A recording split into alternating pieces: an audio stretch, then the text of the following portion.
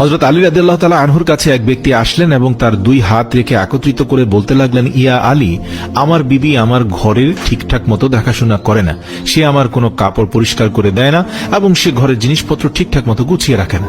তাহলে কি তার সাথে আমি রাগ করব না? তাকে কিছু মারপিট করা উচিত না? এতটুকু বলার সঙ্গে সঙ্গে হযরত আলী রাদিয়াল্লাহু তাআলা আনহু বললেন, কে বলেছে তোমার বিবির উপর তোমার ঘরের কাজ করা ওয়াজিব রয়েছে? মনে রাখবে, ইসলামে মহিলাদের সম্মানকে যতটা উঁচুতে রাখা হয়েছে ততটা সম্মান অন্য কোনো মাযহাব দিতে পারেনি।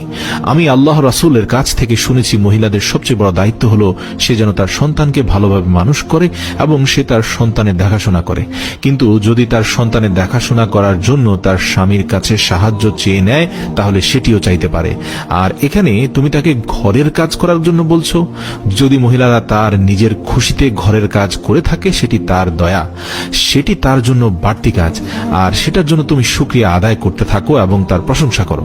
আমি আল্লাহর রাসূলের মুখ থেকে শুনেছি, যে সময় মহিলারা নিজের ঘরের কাজ করে থাকে সে সময় আল্লাহ রাব্বুল আলামিন ফেরেশতাদেরকে পৃথিবীর মাটিতে নামিয়ে দেন আর বলেন, যতক্ষণ পর্যন্ত এই মহিলা তার স্বামীর ঘরের কাজ করতে থাকবে ততক্ষণ পর্যন্ত তুমি তার জন্য ইবাদত করতে থাকো, আমি এই সকল ইবাদত তার আমলনামায় যুক্ত করে দেব। সুবহানাল্লাহ। আর সেজন্য যদি কোনো মহিলা তার নিজের স্বামীর ঘরকে